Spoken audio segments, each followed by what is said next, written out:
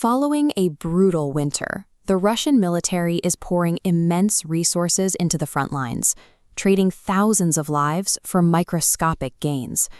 To the casual observer, the war appears to have decayed into a completely static, agonizing grind of artillery and mud. But near the southern city of Huliaipol, that image is fracturing. Russian commanders are panicking, shifting reserve troops into this sector to plug emerging gaps. They are reacting to a creeping counterattack. Beneath the illusion of a frozen front, Ukrainian forces are executing a series of highly coordinated, localized maneuvers.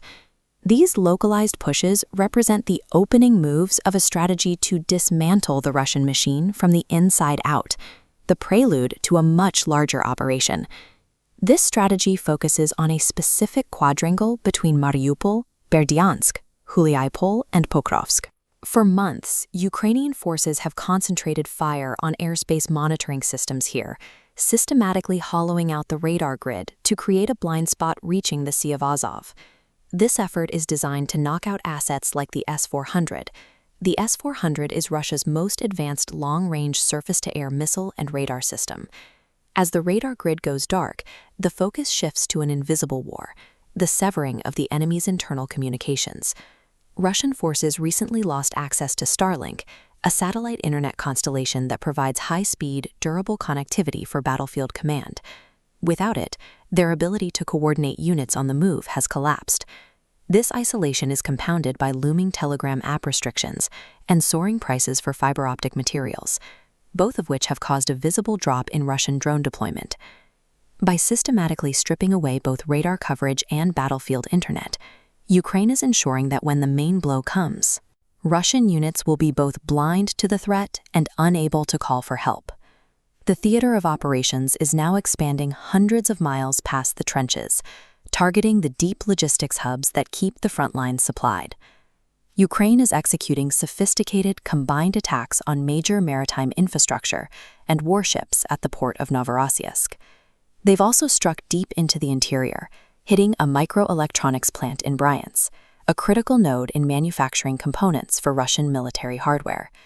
This brings us to a critical inflection point. In Bryansk, advanced Storm Shadow missiles struck their targets in broad daylight without a single interception.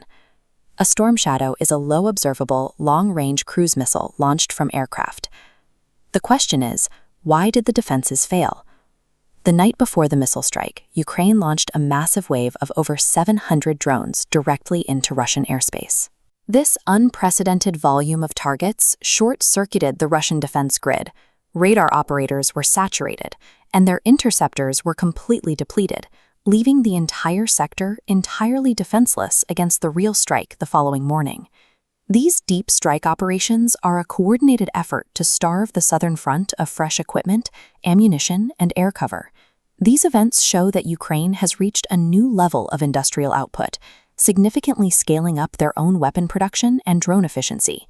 The sheer precision of these strikes suggests a massive leap in intelligence gathering, the kind of high-fidelity data typically generated by the surveillance networks of European partners.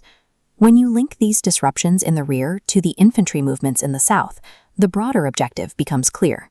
This entire sequence of dependencies, the blinding of radar and the crippling of logistics, points to a single geographic goal: clearing a path for a massive southern push to the Sea of Azov. The current, grueling pace of the ground war is simply the water receding before a major wave hits.